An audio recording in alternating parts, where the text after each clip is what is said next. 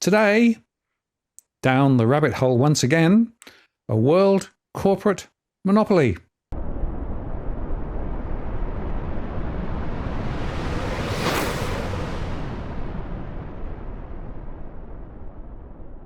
Hello again, it's Martin North from Digital Finance Analytics. Well, let's post covering finance and property news.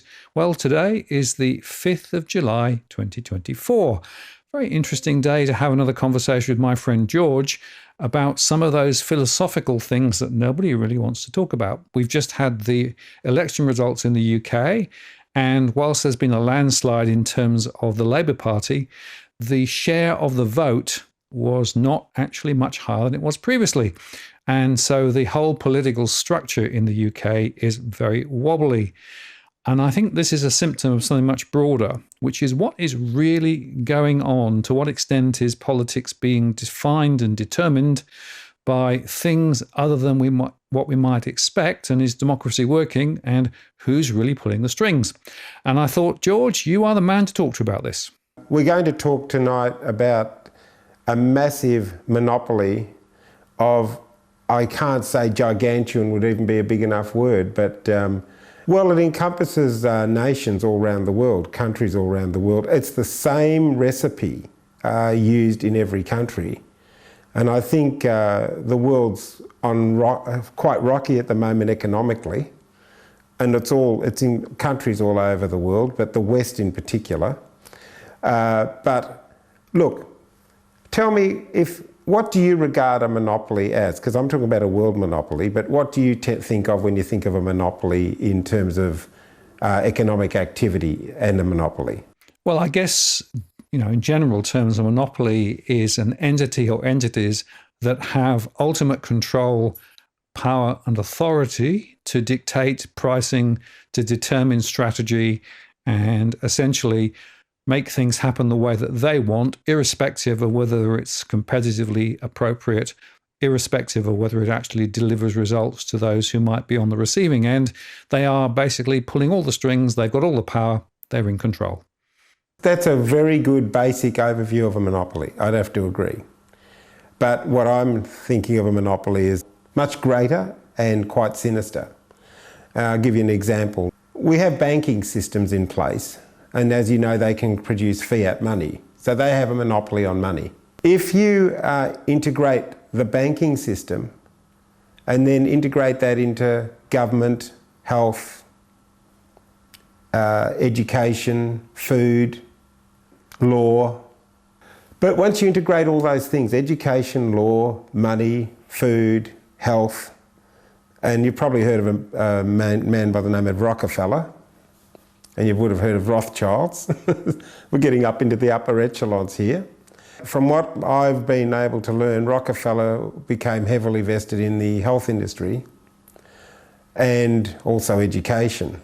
So we used to have, and we still do, we have these doctors, some people refer to them as quacks, because the holistic doctors got pushed to the side while the corporate doctors, through academia, got pushed to the forefront. Now, the simplest way I can describe this is, imagine you are now running the health system. As a person running a monopoly, we've got the whole market cornered. Your aim now is to have as many customers as possible. If you have sick people, they're going to come and use your pharmaceuticals. It's as simple as that. So we have in America they have the FDA, we in Australia have the TGA. England will have its own version of that. You probably know of it. What is the Therapeutic Goods Administration, the Food and Drug Administration? Why did they create a department like this? And of course, that lends itself into government and also legislation and statutes, etc., that can create legalised food and in a corporate structure. What if the food is not good for you? So now you're going to have all sorts of problems like diabetes and arthritis, dementia, etc., heart issues. Well, of course, who's going to come and help? Of course, it'll be the health industry. Getting where I'm going with this, Martin? So it seems to me that what we're saying is that there are a series of large corporate entities across a whole span of things, from finance, from health, from education, every corner. But they're all out essentially for their own ends. And if you think about how the pieces join together, they are effectively calling all the shots. As you say, from a health perspective, if you need to get help, you can get help, medicines, etc., etc. But guess what? They are the producing. They are the producer of those medicines. If you think of food, if you think of the large manufacturers of food and, questionable quality is some of the food that's produced, well, they're making profits. And wherever you look, you've got this same structure in place, in my perspective. And the finance sector is part of it, but these other entities are also part of it. And then if you actually think about how that then interfaces with government, that's quite interesting insofar that governments really have very little power, and they are also very much, I think, and I could be proved wrong, but I think they're in the pocket of some of these large corporations. And I take an example in Australia where we find people who have been in government and then, funnily enough, end up in the private sector in those big corporates, like the mining sector, for example, in Australia. So there's a series of revolving doors. There's a series of power structures. And none of this has anything to do with ordinary people or ordinary businesses. So we are on the receiving end, in my view, of all of these massive organizations driven to maximize profit left, right, and center. And we, the ordinary people, are the ones who basically are paying, and frankly, paying through the nose. I don't think there's a great deal of choice. I think that when you look at the health system, and it's absolutely huge, and when you look at the structure of, like I said, you've got education. When you intermingle education into the health system, and it's all integrated to a point where it actually runs, our economy runs on this system. It's pretty big when you think about it. People go and they'll go to university to get an academic qualification with the right intentions to actually improve their life, have a better life, have more choices. How do we have more choices? Well, it's done through money. The more money you have, the more choice you have. The less money you have, the less choice you have. But if you have a look at, say, I can talk for Australia, and this is probably similar in the UK and in the USA. Those who work supporting this system, in other words, supporting the education system as it stands now, supporting the food system as it stands now, supporting the medical system as it stands now, they are rewarded. But if you work your way away from that system, say, no, I'm going to be a private entrepreneur, I'm going to run my own business. I'll run a company called DFA. That's a good one. I like that company. And you're now working for yourself. Now, how do you integrate your business to work within this, what I'd call a mega monopoly, really? Now, you've developed a great reputation, Martin, because you work on statistics, and it's a valued service that you're giving people. So that's great. If you can find a niche and you're outside of the system, you could probably do okay. But if you're competing, say, in small restaurant, small business, for example, especially here in Victoria, I've got to tell you, it's the last place you want to run a small business at the moment. When governments become that involved and they're that close to corporations, and it's a revolving door, the free market, really, there's not a free market anymore. It's really under the control of this mega monopoly. It's monolithic in size. Goes all the way to the military, into media as well. Once you get the media speaking with the same voice, like we had in COVID, and every time you turned on a channel, it didn't matter which one you turned on, it was the same message, then the only option there for people who do things like down the rabbit hole and are looking for alternative views is they have to go out and do their own research. And then you're challenging the mainstream, who will then call you some sort of a conspiracy theorist. What do you think, Martin?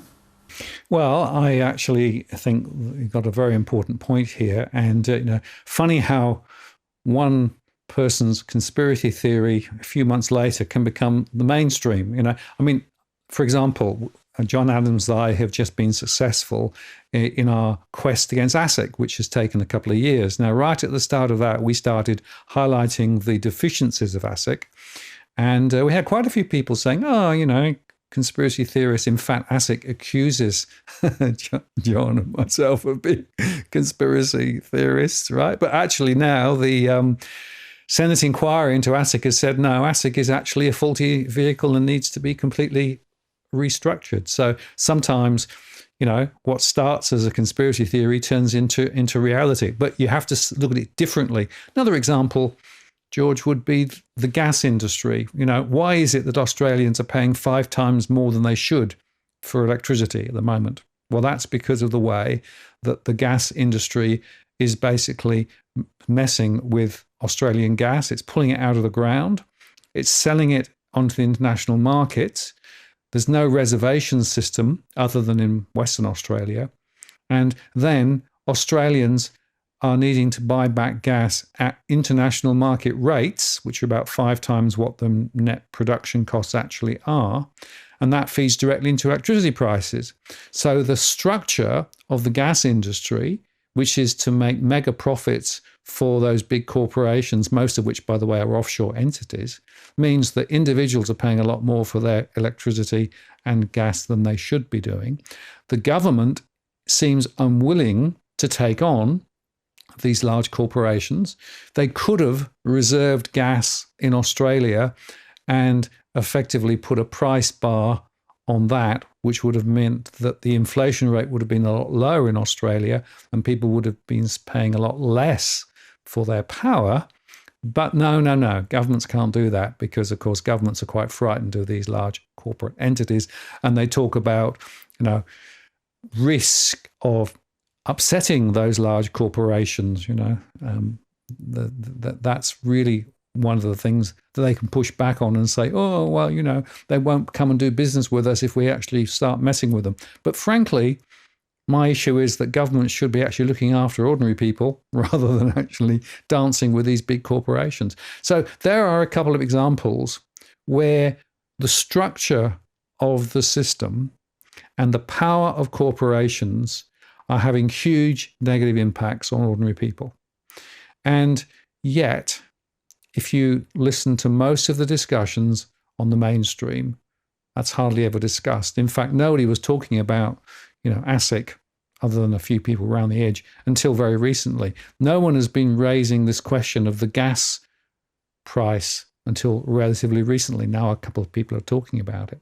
But it's almost as if there's a big lie going on where government and large corporations are dancing with each other and having, the same song, the same tune, but the fallout and the impact on ordinary people are just not there. And let me come right back to the point about the UK. The UK election that just has happened, this wasn't a vote for something. It was a vote against the incumbent government because they in the UK regard the incumbent government as being effectively not working in their own interests. But it's not a vote for the other side. Their vote did hardly move at all. Labour votes hardly moved. It was a vote for anybody who wasn't the incumbent. And that's not a good way for democracy to work because you get huge volatility in there, right? And so the whole political structure, I would argue, is in the hands of these large corporates directly or indirectly. And the democratic system that everybody is taught is as the, great mechanism, it's wonderful that we can actually have our vote and have our say, in practice is not actually that effective. And by the way, in the UK, where there's no forced vote, you don't have to vote, the turnout was below 60%, so it was pretty low. So it just shows you that the whole corporate structure, the political structure, and the economics and all that, is not working for ordinary people, and yet the democratic system isn't working for ordinary people either. You and John have just done something with Asic, as you said, and looks like they're going to be dismantled. Is that correct? Well, we hope so. The recommendations from the Bragg Senate Committee inquiry is that ASIC should be pulled apart and its multiple roles be effectively clarified, and the corporate COP, so the people who are actually making sure that corporates are doing the right thing, should be strengthened, because at the moment what's happening is that ASIC is captured by those large corporates, and ASIC tends to side with those corporates rather than against them quite often. So they're very ineffective at the moment, and they're also doing a lot of different things, and a lot of the reports contents suggested they're not being very effective. So it's an attempt to make it more effective. The question, of course, George, will be whether those recommendations get turned into action, or whether there will be rearguard action. There have been 2 earlier inquiries into ASIC, and nothing changed. So even when you go through the process and you get the political awareness, and all the media is now talking about ASIC not being very effective, it doesn't necessarily mean anything changes. So there's a very important continued process to make sure that they actually do make the change. You said ASIC not being very effective. I might say ASIC is very effective.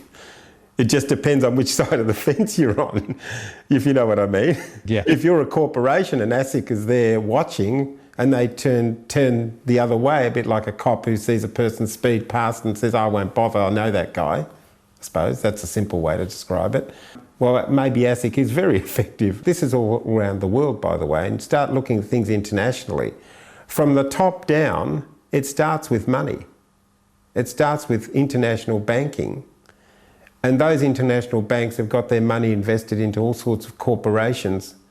Stands to reason they want to make as much profit as possible. So let's have a look at, say, the Western world. World War II finished and they formed the United Nations. And you have governments turning up and voting on things like the G20, the G10, the G7.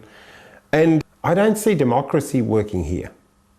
I just see a whole lot of people at the very top just agreeing and pushing the world into a certain direction. Do you want to know what that direction is? In the simplest way I could put it. I'm sure you'd want to know. One world government, one world digital credit score, social credit score currency, and throw religion in the mix as well. It's the simplest overview I can give of where the world's heading. And if you destroy a currency in an economy, what happens to the economy? Greece, for example, who went through a massive, painful process where the European Union effectively imposed on Greece, who had a difficult economy, a whole bunch of rules and regulations. They could do this, they couldn't do that. So if their autonomy was effectively diluted more and more. And by the way, Greece is still a difficult place now, looking at the latest results. And I agree with you that there is this top-down, and an archetypal example of this is the Davos turnout, right, where they actually have all of these, World Economic Forum and the UN and all these other, quasi organizations, none of whom are elected, by the way, but interfacing directly with senior business leaders from all over the place, and basically laying up a plot for how the world is going to be and what's important, whatever that may be. And then what you discover is that these ideas, be it the digital control and digital ID, which of course is something which in Australia is now being rolled out, the control of international currencies and maybe a digital currency that's going to be connected globally. There's already UN talking about that. Or indeed the idea of central bank digital currencies as part of that. All of this seems to me to be very much a controlling top-down sort of view that then percolates down into the governments of countries. And those governments then sort of take these ideas and sort of implement them. And, if you take, for example, some of the Basel regulations on banking. That comes down through the Bank for International Settlements, and then it's implemented down in the country via APRA. Those are controlled top-down. Now, I have a view that a lot of this stuff, and digital ID is a good example, there are lots of others too, is being imposed. And there is a bit of a blueprint. Now, whether it's a formal blueprint or an informal blueprint, and who's got the blueprint and who's, I don't know. I think you'd probably have a view that there's probably a bigger blueprint than, I might say that, well, there might be some element of blueprint, but some of it's actually just group thinking. Everyone's thinking the same. I don't know. But the net effect of all of this is the disempowerment of governments within countries, the imposition of top-down mandated strategies. I think the digital ID in Australia is a good example of that, not to the benefit of ordinary Australians or indeed ordinary people across the world. So there is a real problem with the corporations and those governments and those non-government organisations dancing the same tune, but it actually not being a positive experience for ordinary people who actually end up, one, picking up the bill, and two, of course, with high inflation and the high cost of living and real incomes not rising, while the cost of everything means that people are being impoverished. And the World Economic Forum, you'll own nothing. Well, if we go on the way we're going, we won't own anything. We will have digital control. And of course, in Australia, there's now even rules and regulations about what you can and what you can't say on the internet. So this is a horribly controlling environment. And it's not one that I think is good for anybody, really. Well, I'd agree with you there, Martin. It's interesting, I mentioned education before, and you've heard of the term woke, W-O-K-E, woke? Okay. It's a pretty scary thought that I, in my generation, could talk to a person maybe in their 30s, and it's almost like we've got nothing in common. It's not to say I don't belittle them, but they certainly like to tell me how things are. And I'm just talking about just one sample out of a pack. But I also had more experience in that because I was actually involved in the last federal election. So I was driving around and I got to see some of these people in the Melbourne seat where Adam Bandt, who's the Greens leader, has a stronghold. And the reactions I was getting were a little unpleasant. But when you talk to them, it's like they see straight through you, and you try to have a conversation and their mind is made up. There's no if, buts, maybes. This is the way it is. And I'm sitting there thinking, you have no idea of the world I lived in. You're living in the world that you're living in at this present time, and you've made up your mind how things are, and it's like a pack mentality. They all seem to agree. And if somebody comes in to try to change it, they attack. And I just said to a group of 4 of them, I said, look, I don't have a problem with having a view, but if we don't discuss things and compare notes, you've got your view, but I try to keep my view as broad as possible. I try to consider everything. But what I'm seeing at the moment around the world, especially Western countries, is an enormous amount of change and control leading us into one particular direction, using things like climate change, global warming, for example, to push us in a direction. Now, that allows them to do a whole lot of things. They can change their policies based on the idea that the world is coming to an end and we're going to be all underwater, etc. And you can't even have a discussion because the mainstream media just will not have it. They've made up their mind, this is the way it is. Now, Tucker Carlson came to Melbourne and he spoke to the audience and he said, the mainstream media is meant to be the arbiter and meant to give some sort of balance, but it's certainly not meant to go up against the biggest bullies on the block and join sides with them and attack the ordinary citizens. They're meant to bat for the ordinary citizens. They're the guys that are meant to come and help us. But it doesn't seem that way. Well, I think that's exactly right. Tucker Carlson, I mean, if you've not seen his recent addresses in Australia, they are worth watching. The one in particular, when he talks about how nutty the house prices are in Australia, was well, I think particularly clever, and also his comments about the gas industry as well. But here's the thing. The way things are going at the moment, it is more and more difficult to discuss some of these issues. And, if you start trying to raise questions which are not within the accepted doctrine, you often get into difficulty. I'll give you an example. Until quite recently, the standard doctrine among governments was that a lot of debt was a problem. If you got too much debt in the system, ultimately you would have an issue. That was until COVID, right? And then funnily enough, from COVID on, suddenly running big deficits and pumping lots of money into the economy was seen as the right thing to do, despite the fact that, of course, it created huge amounts of inflation, which we're still wrestling with now. So you then got to ask the question about, well, okay, quite convenient really that you end up with all of these governments now sitting on big debt.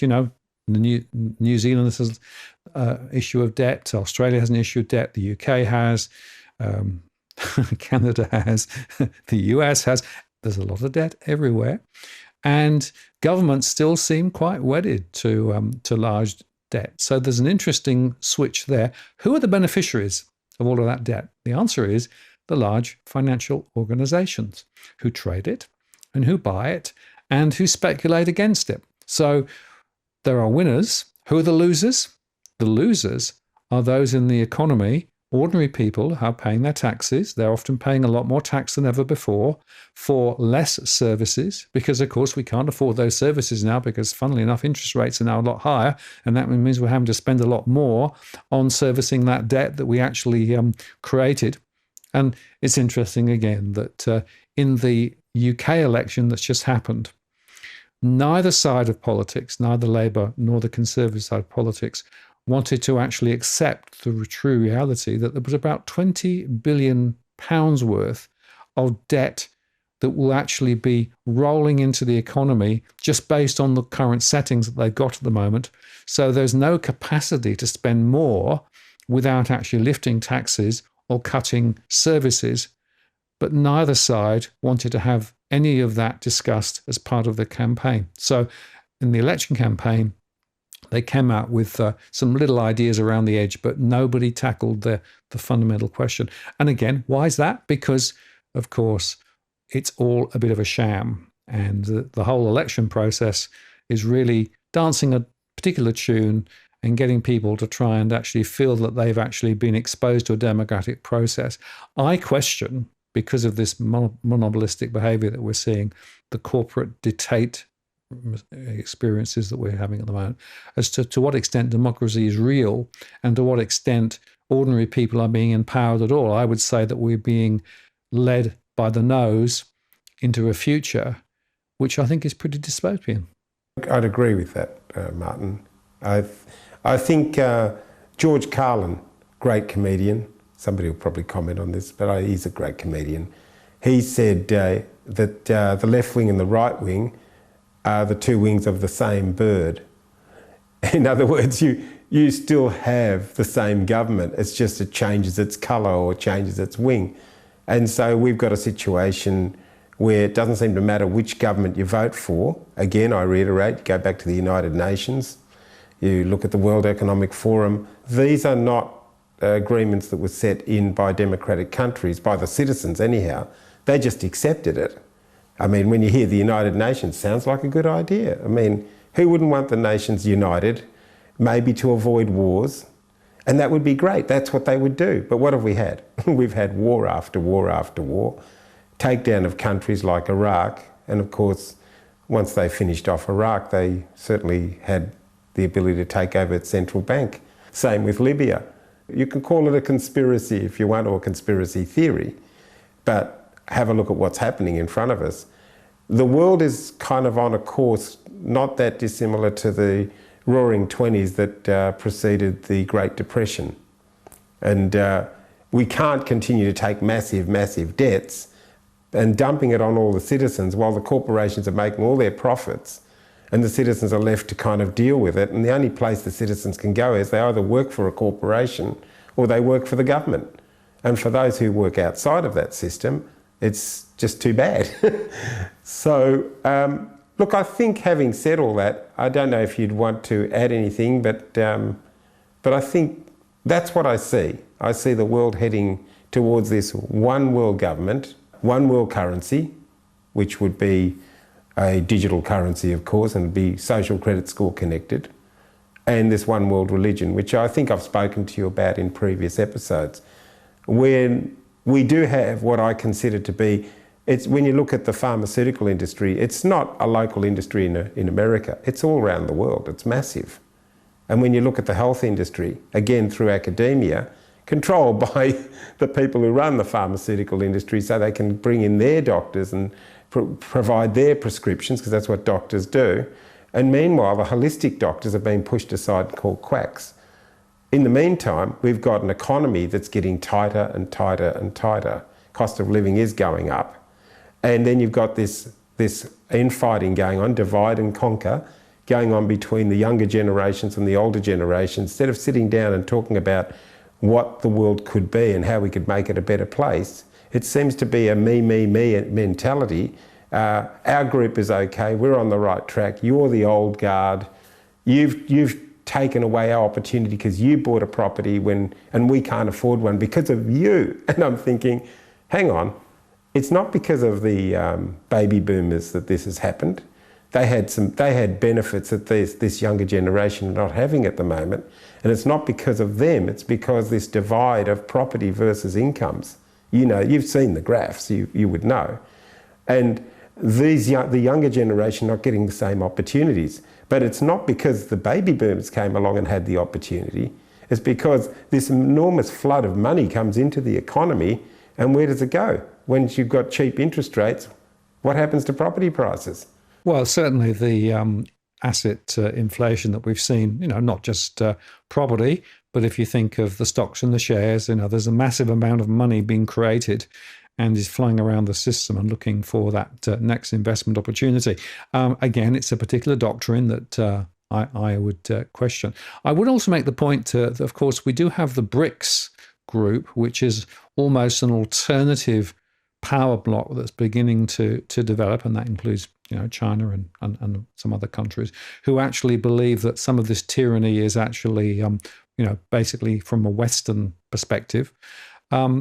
I think there's some truth in that, but I also think that they're behaving exactly in the same way with you know, slightly different DNA in terms of the currencies that they're talking about, but the same power of corporates.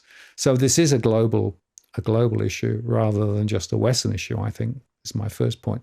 And my other point is this, that, you know, the democratic process, which is the foundation of certainly the way that Western society has developed, is based on the idea that we actually, as individuals, have a say and that politicians are actually accountable to us. Now, I don't think that that accountability is working very well at all. Which sort of begs the question then, so does the current political process, you know, serve the purpose that it was meant for? And the answer is, well, yes, because the political process was never ultimately about the power of the people and democracy. That was always what was said.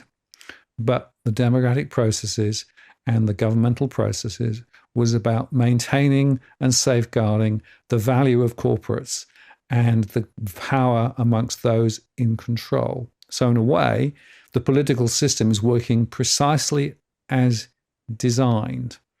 And that's a bit of a shock when you realize that. You know, you quoted the left wing and the right wing. George Galloway, a politician in the UK here, says it's two cheeks of the same bum, and that's probably not a bad way of referring to it as well, right? But the point is, at the end of the day, what is this all about? What is society about? Society, in my view, is more than just being cannon fodder for the big corporates to earn more profits, to make a small proportion of people ultra rich. It seems to me that ultimately the function of society and the function of politics and the function of corporates should be about improving the well-being of ordinary people. And if you apply that test, then I think you'd have to agree, George, that over the last 20 to 30 years, they failed dramatically. but it's deliberate. It's not an accident. It's not an error. It's because of the way that the system works, which then begs the question, what do you do about it? Well, first is do your own research and dig around and, ask some questions that may be quite hard. Philosophically, I always like the idea of asking questions and continue to ask the questions until the point of destruction. But then we've got to move beyond that and think about, well, what needs to change and how could change be wrought? That's a more difficult question, of course, given the constraints, given the fact that it's very much harder these days to get perhaps alternative ideas out there, and given the fact that the money and power are calling all the shots. But you know and I know that unless there are people who actually ask those questions and raise very important alternative ideas, not saying it's right, but at least begging the question, that seems to me a critical next step to perhaps find a way beyond where we currently are. The alternative is, as you say, imprisonment, entrapment, digital control, and less democracy, and less ability to be able to control our own futures. And that's not a future that I think is very attractive. Just a little on Melbourne and what you've heard of smart cities, 15-minute cities. And I've lived here all my life, but I can tell you, Melbourne's, when you look at the cityscape of Melbourne, it's changed so much. There's all these high-rise buildings that have never been there before. I don't know who's using them because with COVID, if people went out of the offices and started working at home. But I can tell you what I see and what I think is coming. That these high-rise buildings, a lot of them are empty by the way, are going to be the future accommodation. In other words, the future smart city, 15-minute city, where you live in the city and you work in the confines of the city. In other words, we're slowly being confined little by little. That's what I see. And it's certainly everything that I've learnt certainly points in that direction. That gives them even more control. So I don't know how to describe the future of government other than to say it's a cross between fascism and communism combined, like the worst of both coming together. And I think the younger generations are going to be looking for solutions. And I don't think that they'll mind if the government owns everything, they've got a roof over their head. It's better than sleeping on the street, in their view. But really it's the opposite of freedom. It's the freedom should give you all the opportunities, but they're not there. That's what I see. Or not there for the average citizen.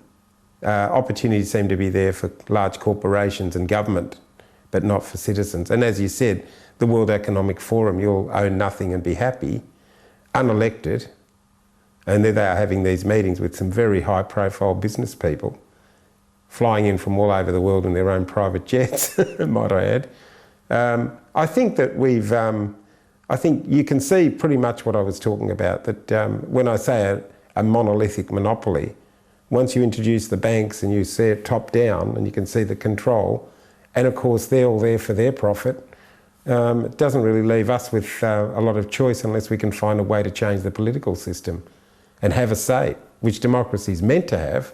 Doesn't seem to, though.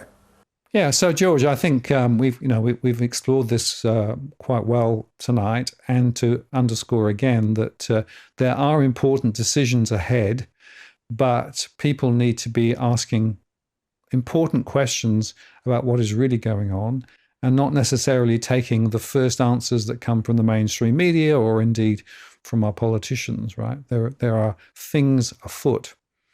And therefore, it's really important to ask about what the future is going to look like, who's actually dictating and determining, and what can we do to steer the conversation and steer the future in a better direction. Step one is being aware. Step two is beginning to think what to do. And in a way, what DFA is about and what John Adams and I on the Interest of the People are about is trying to raise awareness and trying to steer the conversation into a better future. There's always opportunity. The future is genuinely open, but only if you ask the right questions. George, I want to say thank you very much for your time tonight. And I'll look forward to doing another rabbit hole with you sometime in the future. Thank you, Matt. Cheers.